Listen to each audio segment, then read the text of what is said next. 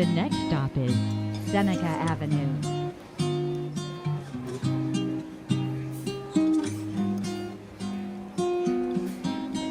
Well, over here we make Venezuelan street food.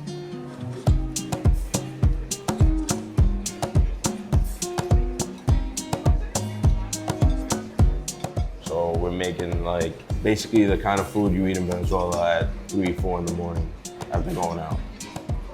Over there you go and it's a bunch of little carts that all sell this type of food, but usually each cart only sells one item or two. So I'll sell one cart, we'll sell arepas, the other one will sell cachapas, the other one will sell patacones. Over here we kind of brought them all together. So we started with mainly patacones and then we started adding the cachapas, the pequeños. My name is Jesus Villalobos. I'm from Queens, New York, and I'm one of the owners of Cachapas y Más.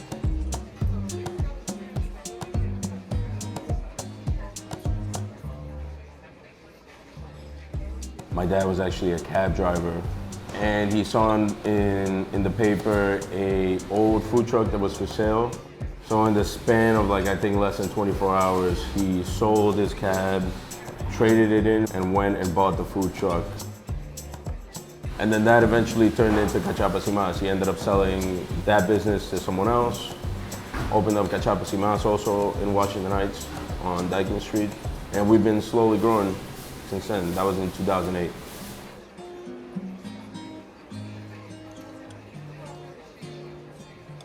A tequeño is basically Venezuelan mozzarella stick. That's kind of our version of it. It consists of like a flattened out flour dough, make it really thin, and then we wrap a piece of tropical salty cheese, wrap it in that dough. A cachapa is just corn, spices, a little bit of oil. You take that, blend it, make almost a batter out of it, almost like a pancake batter, and then you cook it like a pancake over a griddle, over a flat top. It has that sort of pancake consistency, but it tastes more like cornbread. If you want to talk about trying new foods, we're in New York. So the amount, the variety of new foods you have available to you is limitless. I think this is the perfect place to go out there and try something new. You know, you have those options, you have that available to you.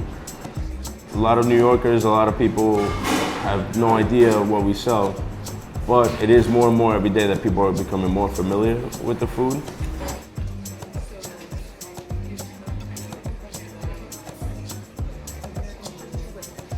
Our future changed a couple months ago.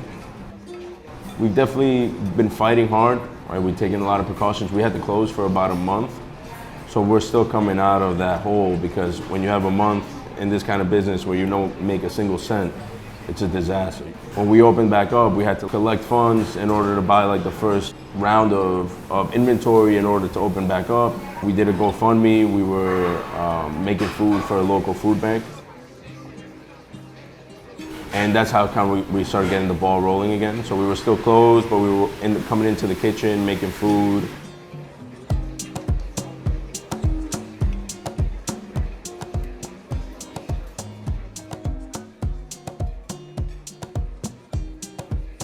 Our new project we got going is Dykeman Dogs, where we kind of base it off that Venezuelan street food. That's what it was born out of, right? So we were just thinking of what else could we sell, what other products could we put into the restaurant that go with the same concept, idea of what we're doing now. And it's like, okay, a hot dog, that's also very traditional. That's basically the only thing we were not selling here that you would get in Venezuela when you go out. People are not gonna stop eating, they're just gonna stop going out.